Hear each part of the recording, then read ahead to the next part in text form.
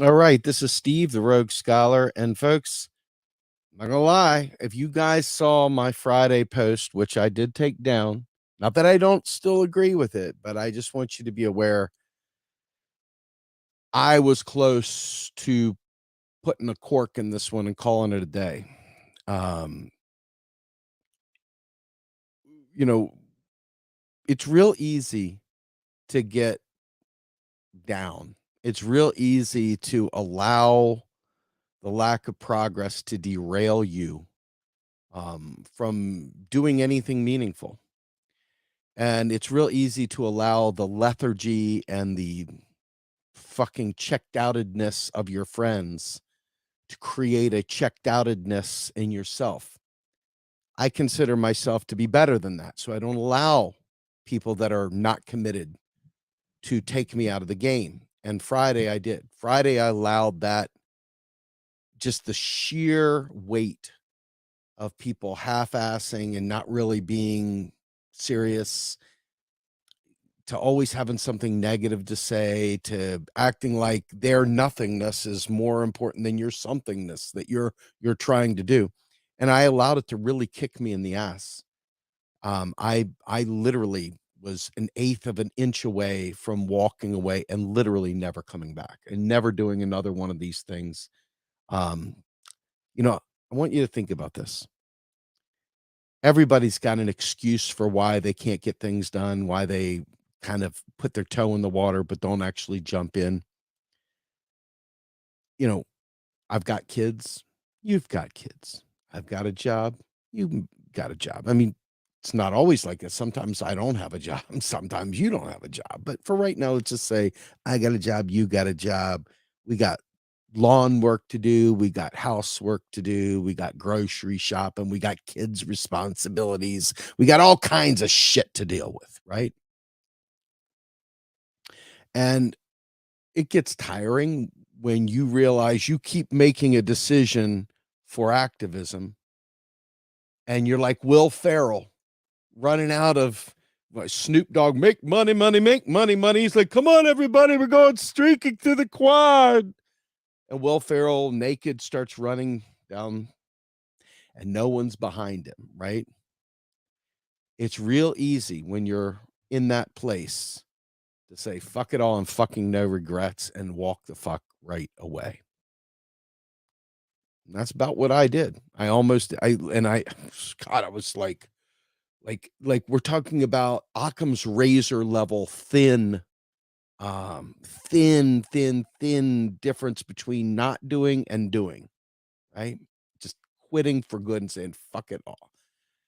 And this particular weekend, I spent literally all weekend long talking to a friend and fellow organizer, a guy down in North Carolina, who, by all intents and purposes, is every bit as much a leftist and desire for leftist principles and goals as I do. However, he is in an area where he is literally drowned out by Christian fundamentalist right wing maggots, and they're literally pulling the entire infrastructure down on his head.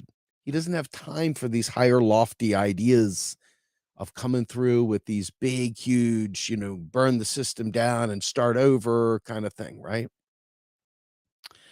So all weekend long, I got to hear him talk about how the biggest stumbling block he's got to union organizing, the biggest stumbling block he's got to dealing with everything is the fact that friends don't show up, that friends got better things to do. They're more interested in hanging out, binge watching, doing something other than actual activism. And they're always full of, that extra person off to the side saying, self-care is very important. Self-care is very important. You always got that person that's desperate to have other people come join them doing nothing by making the claim. Because what do? It's like saying, oh, you mean I didn't show up? Well, my aunt died. Now you're an asshole for saying something, right? Well, this is the whole thing of self-care. Who's going to push back on self-care? Of course you need self-care. Everyone needs self-care. You can't say anything. It's a trap. It's a trap, right? It's a trap. And then I had to hear the audacity of a volunteer has to enjoy doing what they're doing. And that hit me like a ton of bricks, because at this late hour, a volunteer isn't really a volunteer, is it? At this time, a volunteer is more like a warrior in a war, whether they realize it or not, whether they have a gun in hand or not, whether they have anything. They are really part of a war, part of a class war, whether they're sitting on the sidelines or whether they're actually picking up their weapon of choice in the activist world and fighting back. They're still part of the war, still part of the struggle. They may be the heavy weight on your back that you've got to carry because they refuse to show up and do anything, but they are still part of the war. And it brought me to 2 movies that I watched this weekend. And I watched them, one of them because I just am a nerd when it comes to disaster movies, and the other because it made me think. So the first movie was this movie called The Core. I've seen it a couple different times, but I decided to watch it again this weekend. And The Core, they're in this terrain what terrestrial ship, not a astronaut ship kind of thing, but a well, hello. What happened to I lost my camera. Interesting. Let me see if I can figure out what happened to my camera. Oh, there's part of my camera. Well, I guess I'm in front of a green screen, huh? Um, but ultimately they're trying to get to the core of the earth in this ship. And in the core of that ship, they realized that in order to survive, someone was going to have to die. And they did their jobs. They showed up. They didn't, oh, I've got more important things to do. I just not, I'm a volunteer. I can't be bothered with that sort of thing. And they knew that if they weren't successful, that everybody was going to die. You know what I mean? They knew that everybody was going to die. And so, with that in mind, um, you know, the guy who had designed the ship pulled the shortest straw, had to go out in his quote unquote heat suit that was only rated for up to 4,500 degrees and had to go into 9,600-degree core lava kind of heat, just so that he could make it so that the self-destruct mechanism in the ship would allow them to do a manual self-destruct and literally offload each of these like segments of this like centipede-like ship so that they could drop nukes in the center of the earth in the core and get the core started rotating again. One by one by one, each of them had to be a hero so the rest could survive, so that they could solve their common problem, which was restarting the core of the earth. Okay. Now, there was one bougie motherfucker that was like, oh, we can't do it. Let's go back up. And thank God somebody knocked his fucking ass out, punched him square in the jaw, called it a day. Right. Thank God, because that kind of person deserves an ass whooping, don't they? They deserve to be knocked the fuck right out. And he was. They got busted in his jaw, put down for the count. But when he woke up, he realized he was being a bitch. He realized he was being a punk. And he ended up dying too for the cause. And so it was down to 2 at the end. I mean, it's a movie, right? It's just a fucking movie. It's got no basis in reality, but it was symbolic. It was symbolic. And then I watched the movie 127 Hours. And I just kept thinking about James Franco as he's hiking through these crevices, and he falls down and a rock lands on his foot. And he can't go nowhere, and no one's coming for him. And I just kept thinking about, if he was an activist, what he might say down in the bottom of that pit. It's like, I got to enjoy my volunteer life. Why am I got to enjoy this? Why? I don't want to have to cut my foot off. Right. And he sat there and probably ate popcorn and watched some, Netflix down there in the hole and what. No, he ends up doing what he had to do. And see, the problem is, I think a lot of us keep thinking that, if I just go vote, if I just go do this thing, that, maybe I can throw a couple rich person volunteer hours at the problem and keep getting my skinny, venti white mocha, at Starbursts or whatever it is that rich people do. And it just never quite computed to me that people genuinely don't realize that this is a one-way deal here, that we've been fighting tooth and nail round the clock, literally tooth and nail round the clock, just for our own survival. And we found that the electoral process doesn't serve us. But yet we keep saying we're going to do it. Why? Because it's too much to bear to think that you've got to work and that it's not going to be convenient. Damn, that sucks, doesn't it? That might be the suckiest thing. Survival isn't going to be convenient. It just saying it out loud makes me rage. It makes me so angry. It makes me freaking lose my mind. Anyway, my buddy who is a union organizer down in North Carolina was talking about this stuff too, and he kept saying, I don't think I can ever forgive these people that stood me up. I don't think I can forgive them. How do you forgive people when you know that people that are most vulnerable are going to die or going to have horrible things happen to them?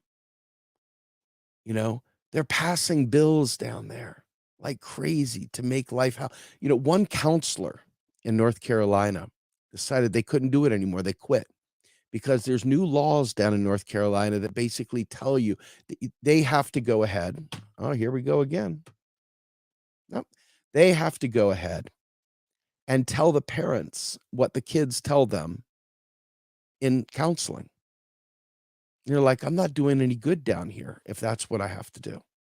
If I have to go tell the parent that there's not any good, that's not counseling. That's betrayal. And you just keep thinking to yourself, our lives are everything is eroding constantly. And this has been problem is that people don't have any history. They don't know how long the GOP has been working. Not just the GOP. This is not a Republican Democrat thing. This is the right wing, the conservatives, the worst, the libertarians that some of you out there have tried to normalize into leftist culture. You have invited the devil into the house. Okay. Because you didn't fucking care to understand the history and what they've been up to. The idea of wanting to expose corruption, but in reality, it's all about wanting small government. It's all about literally being anti-government, right? But when you are trying to build a society that will support bold action, bold direct action, no local community interests are going to do it. We have allowed the freaking planet to suffer massively, mightily. But the GOP and the libertarians since the 60s have had a plan, and they've stuck to that plan. Okay? And that plan now involves Democrats, lots of them, most of them. Joe Biden was one of them people. Okay? Bill Clinton, the third way, one of those kinds of people, this neoliberal order. They've all embraced it. And you try and explain this to people, and really, truly awful people will try to tell you that this isn't real, that it's not true, that you're just some sort of weird anti-Democrat, that you're actually a Trumper or whatever sicko weird shit. I was in this group, the Intro to MMT, and there were trash people in there, trash, saying that I was like Jimmy Dore. Well, me and Jimmy Dore, I'm not like Jimmy Dore. I would love Jimmy Dore to learn economics, but he won't learn them. He doesn't want them. People tried to say that I'm like all these folks out there. I'm literally trying to bring this stuff to a left that doesn't want to hear it. Okay. And simultaneously realizing that the establishment knows these things and they have gone way out of their way for about 50 plus years, maybe even longer, to ensure that everything starts tightening around our necks. And because people keep voting for Democrats or think they're doing the right thing by just voting for a Democrat and then checking out and going into their own world, okay, we have nowhere to turn. And my buddy in North Carolina is sitting there trapped as the noose is tightening around his neck, realizing that nothing is going to change. Not one damn thing is going to change. Nothing. And he has got a decision to make. Do we move out of North Carolina to protect our family from the insane fascism this Christo-fascism, this right-wing fascism that is sweeping North Carolina.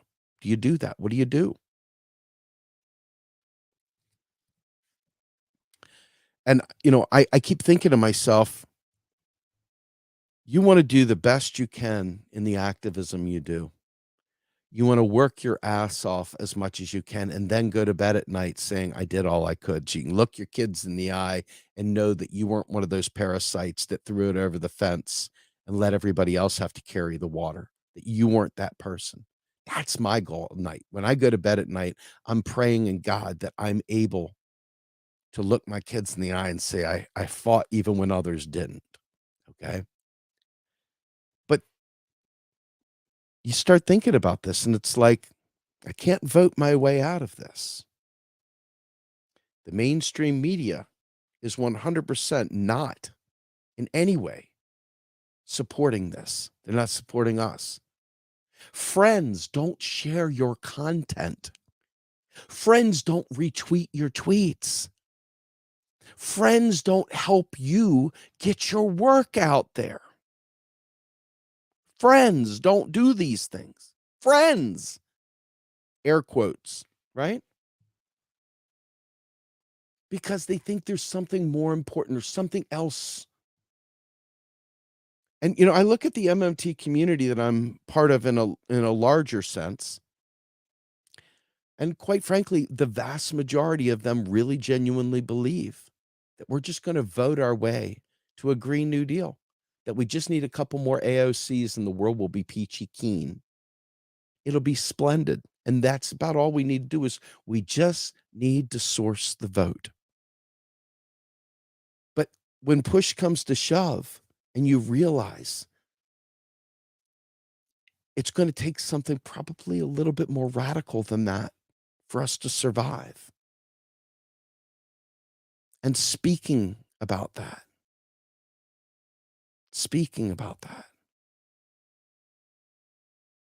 it seems to be there's a group of people that it's too sensitive for their ears.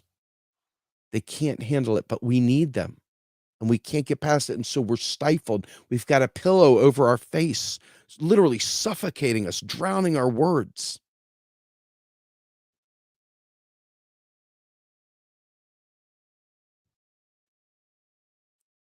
And hold on, let's see. I saw there's a bunch of things. And for those who put super chats in, thank you so much. I'm going to just bring this comment up. We need to explain to people how fascism is rooted in failed capitalism. Very, very true. It's neoliberalism. Neoliberalism is the gateway drug to fascism. People are also concerned about fascism, but they think it's just people being mean and bigoted out of the blue. Folks, we talk about this 24/7. And do you realize that most Democrats don't believe that neoliberalism creates Trumpers? They really believe just vote for more neoliberals and everything will be okay. You've got no alternative. There's no media that's covering it otherwise. And if it is, then they call it Fox News or they trash it as, some alt-right something. But the reality is there's no real critique out there that people will listen to, unfortunately. So as a result, what do you do? What do you do if you can't get your comments out because your friends don't share your work? The mainstream won't publish it. The mainstream won't discuss it. The larger platforms are busy covering the flavor of the day arguments. Most people still don't have a clue about the debt ceiling. They don't have anything to do. And we've covered it 20 million times. Nobody freaking understands it still. Okay. But at the end of the day, when the tsunamis come and things like that, what's going to happen? People are just going to be dead. There's not any do-overs, right? It's like you got to figure it out now. Now is the time, not yesterday. Right? And here's the thing, right? I'm going to bring up Humorous's comment here. One of the greatest things that we need to do is start using laws of antitrust that have been there for 85 years. I'm going to explain. This is going to make you go crazy when I explain this. I'm going to parse your words, humorous. Watch this.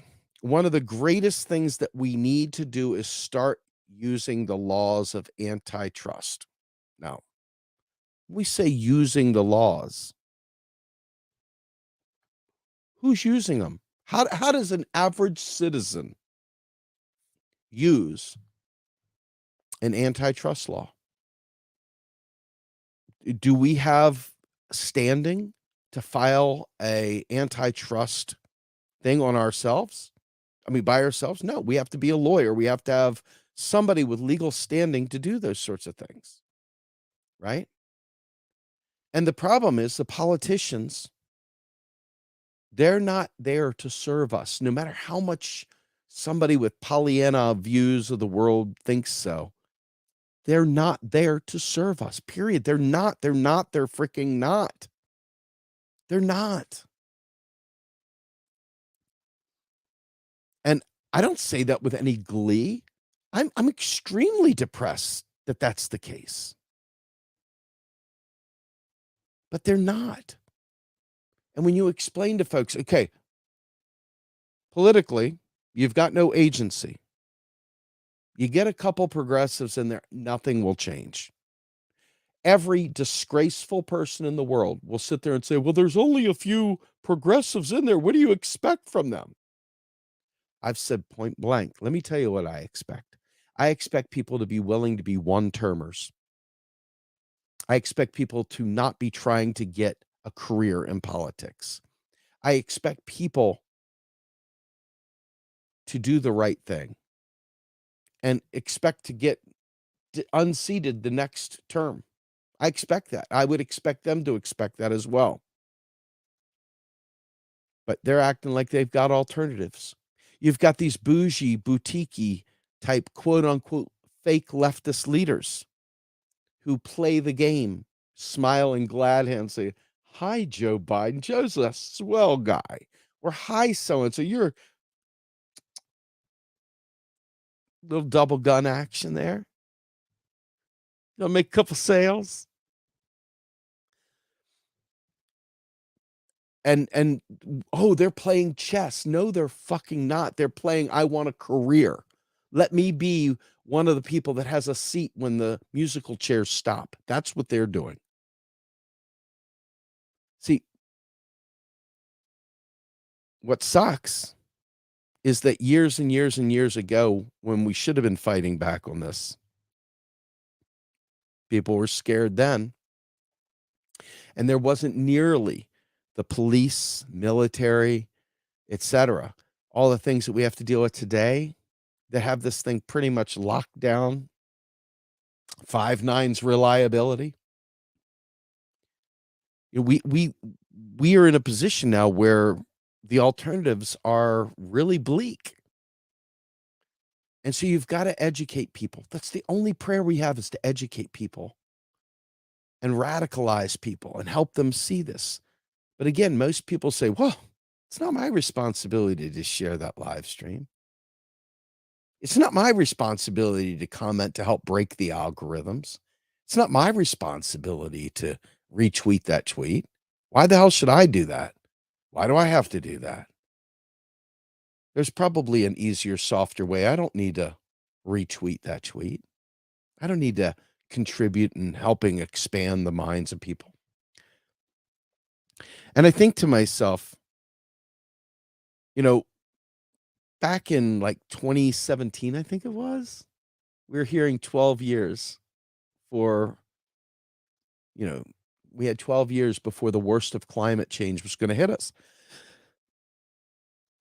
And I don't know, I think it's 2023 now. Nothing's fundamentally changed. People still acting like they got alternatives. People still acting like they got choices. People still acting like they can do whatever the hell they want to do, and not a big deal, right? So as my friend sat there and pretty much cried about the fact that people just won't do what has to be done. The idea of revolution only matters if people are willing to do things. And people aren't. They are selfish. People are selfish. They wanna do what they wanna do, and they wanna do it in their own time. They wanna do what they feel like, and they don't really care, and that's true. I'm telling you to a fault. You know, I think that people forget that even though their lives may be going well, they have children that are gonna inherit the world that they've abandoned, just like much of the deadheads of my community that, got 401ks and became vote blue no matter who neoliberals that are no longer the radicals that they once were back in the days of the dead when they were, doing their acid trips and stuff like that. Now they're busy running boardrooms and earning some skimmed wages off the stock market, things like that. If not us, there is nobody else coming. You're not Please show me your AOC. Please show me. Now, let's take this one step further. I talked in my letter that I wrote that I deleted on Friday that, quite frankly, the idea of trying to bring the left into understanding how fiat currency works instead of seeing all the hyperbolic bullshit that most people pass off as, oh, did you hear Richard Wolff? I want to throw up every time some fuckstick brings Richard Wolff to me. I lose my mind. A little bit of me dies each time. A little bit of me dies each time. And gotta love this stuff. If something's wrong, I'm gonna have to reboot my computer after this live stream. But we don't have the luxury of not engaging. And even if you don't feel like um, you don't have anything to contribute, you'd be surprised what simply liking and sharing and commenting can do to help people that are trying. And of course, all the popular people, the people that, whatever, they don't need as much help. They don't need to beg. And so they get a lot of free help without even being asked. But the more radical and the more direct you get when it comes to domestic policy and understanding that our country is literally not giving us anything, where we have to organize and make people realize that we deserve to have nice things, you know? It's incredibly frustrating to be ignored. And the alternative for me, unfortunately, is if I check out, I'm done. I'm done. Like I'm prepping. All of a sudden, I'm gonna grow the beard out. I'm gonna fucking get very survivally. I'm gonna be protecting my own, and I'm gonna hunker down. If I ever checked out, that's where I'd go. I wouldn't sit here and allow people that aren't serious to fucking have any kind of control of my life whatsoever. I have no respect for half-ass. None. Zero. Like, to me, there's nothing less valid in the world than half-ass. There's nothing less valuable than half-ass, you know? It's like all or nothing. So, for me, going forward, I look and I think to myself, if you think you're just gonna vote your way there, if you think you can just let other people do the work, and they're drowning, they're bored, they're dying, they're trapped, they're realizing nothing is gonna fundamentally change because 'cause they've got no voice and no one's helping them grow and no one's helping them build up, and people are just sort of doing their own thing. I'm telling you right now, the libertarians, they'll get you. They'll come grab you, get some Bitcoin, and everything will be just fine. Trust me. Trust me, baby. And I see friends elevating libertarians more than they do our work. Fuck that, man. Good for you. Does that make him a friend still? I don't know. I don't know. Sort of feels like maybe not a friend. None of this is fun work, by the way, guys. This isn't work like we're painting a mural. And my God, I'm just really enjoying the process of painting this mural. This is life and death. And people don't see it that way. And for those that do, for those who have graduated to the point where they see this as life and death and they recognize we don't have time to screw around, you're going to be trapped in a world where you know the truth, you've experienced it, you've done the homework, and you get to watch everybody else fuck it up for you. And you've got no prayer but to sit there on the bus as it goes off the cliff with them because they won't fucking pull their head out of their ass to do the thing that needs to be done. The little things that need to be done, they won't do. So we all get to die because we can't do it on our own. We can't do it on our own.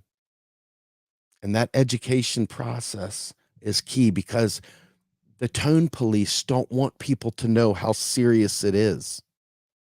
The tone police don't want people to recognize that it's a life or death struggle for many. They, as long as it's not a life and death struggle for them, well, then it's not a life and death struggle, is it? It's not a life and death struggle unless it's the. We have no understanding that what is cooking the most vulnerable today will be cooking the rest of us tomorrow. And as a result of that,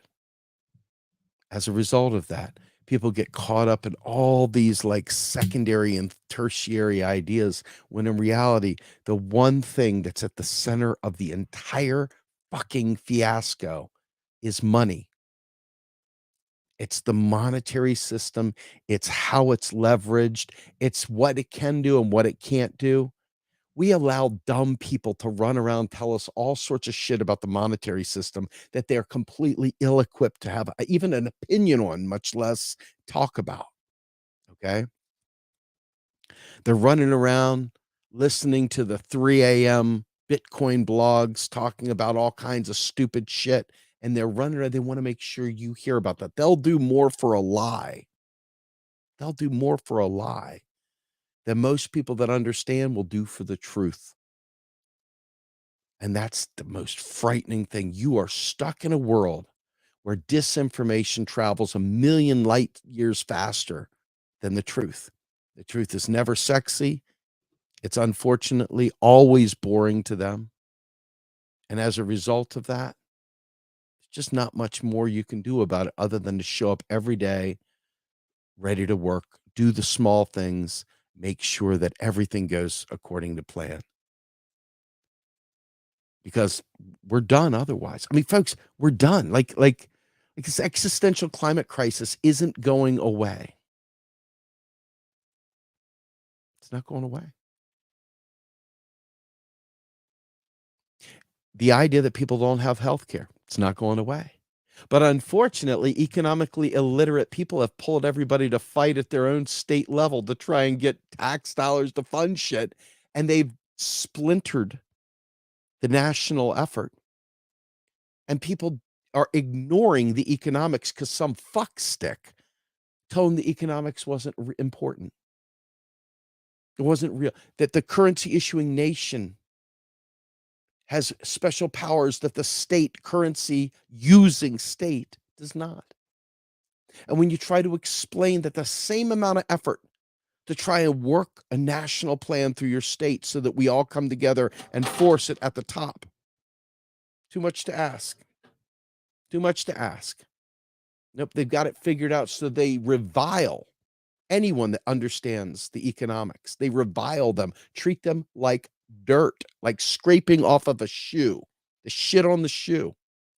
They know you don't know what you're talking about because it interferes with their bullshit. This is where we're at, folks. The economic illiterates of the world have united, and they don't want to hear anything else. And they're driving the ship right off the fucking cliff.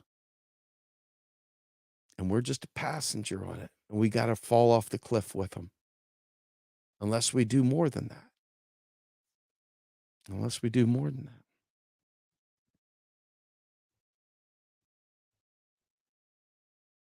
Yeah, I'm of the mindset now where I'm so used to being ignored. You know that saying, biblical saying, a prophet hath no honor in his own hometown.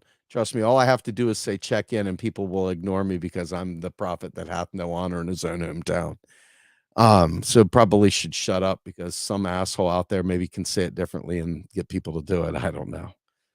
But the most basic things, nope, not gonna happen. So that's where I want to pull the plug, I want to go run, I want to be done comes in. Because I don't take a day off, I don't take a minute off. I wake up super fucking early, I go to bed super late, and I'm doing it the entire time. And in my mind, I'm thinking about how to pull things off. I mean, I tried to do a interview on Friday, couldn't pull it off, ended up having to do it Sunday morning at like 10 a.m. Like, no big deal, except for the fact that I've got a family and kids trying to get up and about. But guess what? It wasn't convenient, but I did it. See, there's a lot of people out there, everything needs to be convenient for their kids, convenient for their wives, convenient for their lives, but everything isn't convenient.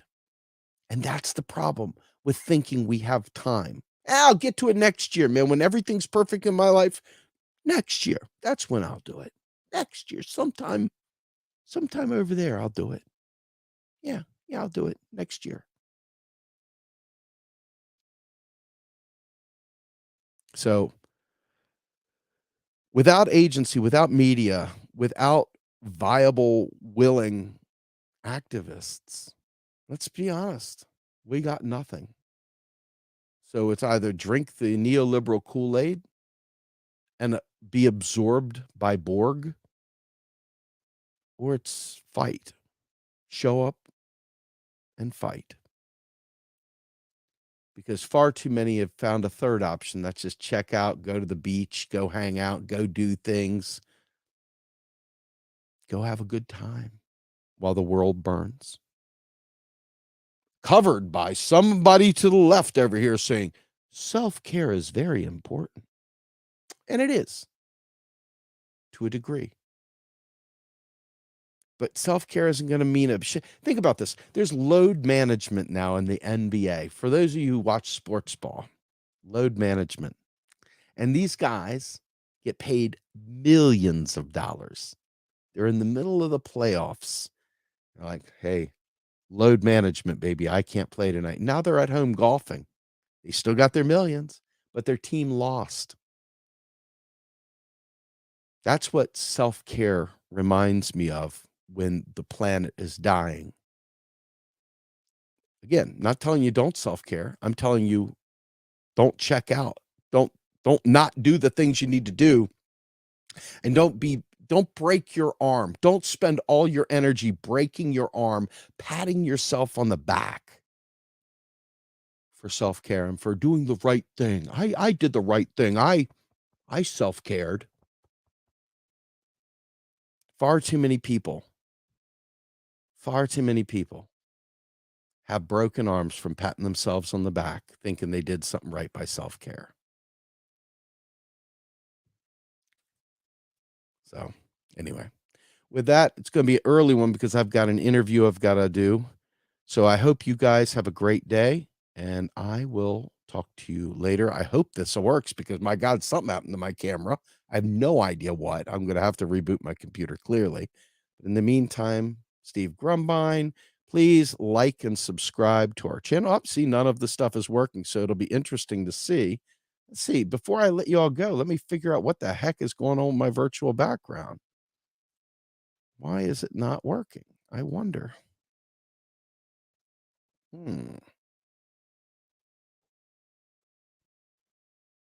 It works now. Let's give this one more shot here. Let's see if I can pull it off. I'm Steve Grumbine, and I am the Rogue Scholar, and I am, let's see, here's it going to work? Out of here. Yeah. Work. See that? Still didn't work. Something wrong with StreamYard here. Anyway, I'm out of here, folks. I'm just going to put the old sign up. Out. See ya.